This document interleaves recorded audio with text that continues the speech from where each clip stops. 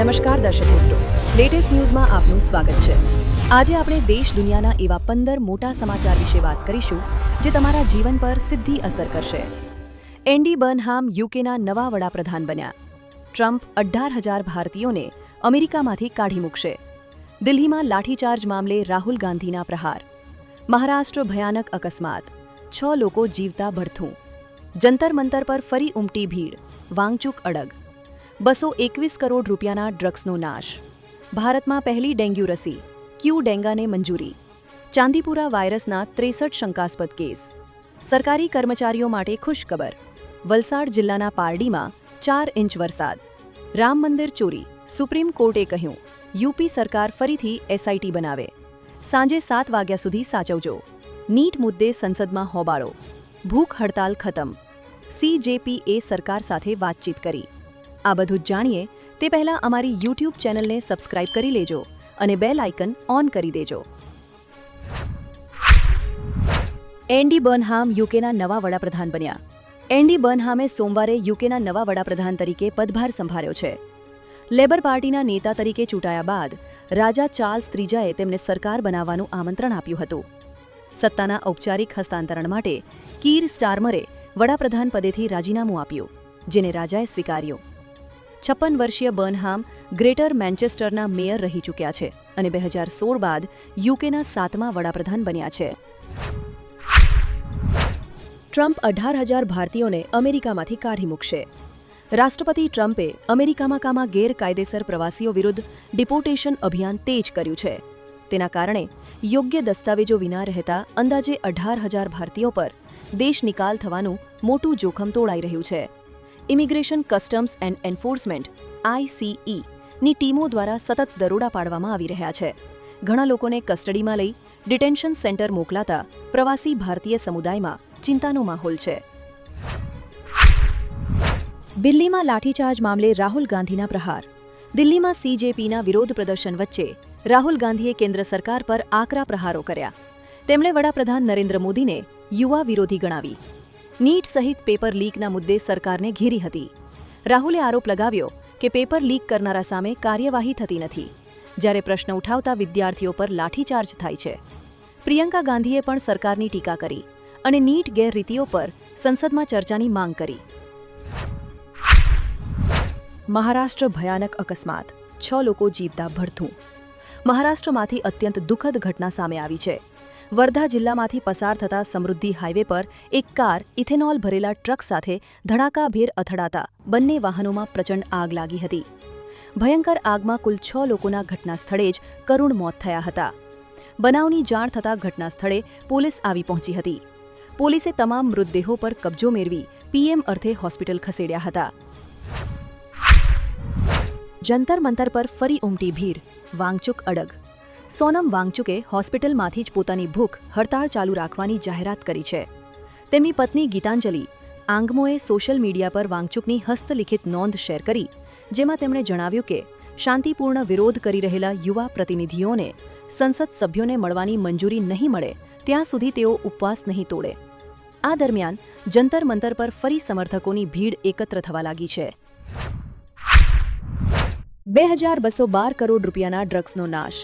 ભરૂચના દહેજ સ્થિત BEIL કંપનીના ઇન્સિનેરેટરમાં ગુજરાતના 23 જિલ્લાઓમાંથી જપ્ત કરાયેલા અંદાજે 2,212 કરોડ રૂપિયાના ડ્રગ્સ અને નશીલા પદાર્થોનો વૈજ્ઞાનિક રીતે નાશ કરવામાં આવ્યો।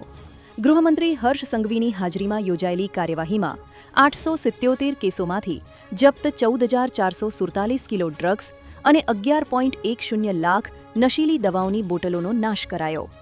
હર્ષ સંઘવીએ જણાવ્યું કે ગુજરાત ડ્રગ્સ વિરુદ્ધ ઝીરો ટોલરન્સ નીતિ અપનાવી રહ્યું છે।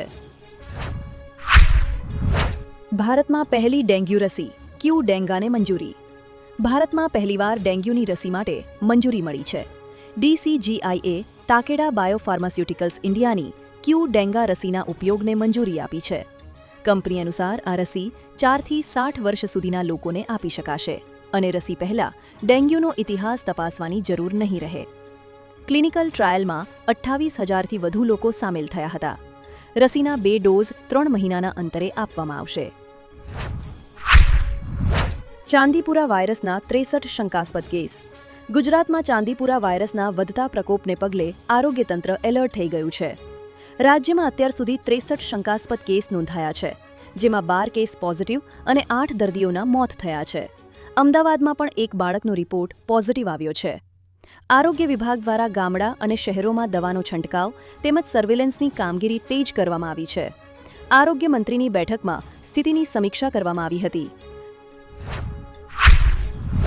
સરકારી કર્મચારીઓ માટે ખુશખબર. ગુજરાત સરકારના કર્મચારીઓ માટે એનપીએસને લઈને મહત્વનો નિર્ણય લેવામાં આવ્યો છે. નાણાં વિભાગે પેન્શન ફંડમાં ઇક્વિટી રોકાણની મર્યાદા વધારીને 75% કરી છે. અગાઉ કર્મચારીઓ પોતાના પેન્શન ફંડમાંથી માત્ર 50% સુધી ઇક્વિટીમાં રોકાણ કરી શકતા હતા.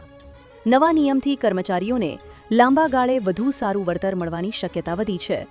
વધુ જોખમ લઈને ઊંચું રિટર્ન મેળવવા ઈચ્છતા કર્મચારીઓ માટે આ નિર્ણય ફાયદાકારક સાબિત થઈ શકે છે. વલસાડ જિલ્લાના પારડીમાં 4 ઇંચ વરસાદ. વલસાડમાં ભારે વરસાદથી પારડીમાં 4 ઇંચ જેટલો વરસાદ નોંધાયો છે.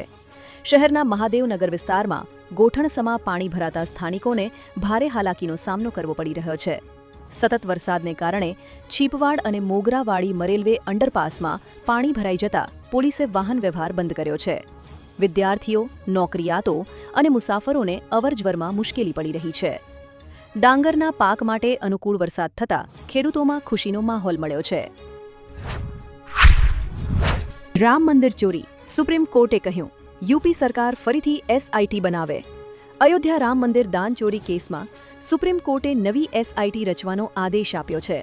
સુનાવણી દરમિયાન ચીફ જસ્ટિસ સૂર્યકાંતે જણાવ્યું કે તપાસનું નેતૃત્વ સિનિયર આઈપીએસ અધિકારી કરે અને તપાસ નિષ્પક્ષ તેમજ અસરકારક રીતે આગળ વધે.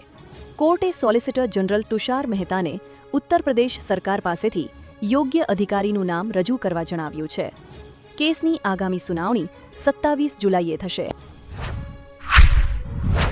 સાંજે 7 વાગ્યા સુધી સાચવજો. ગુજરાતમાં અપર એર સાયક્લોનિક સિસ્ટમ સક્રિય થતાં ફરી વરસાદી માહોલ જામવાની શક્યતા છે.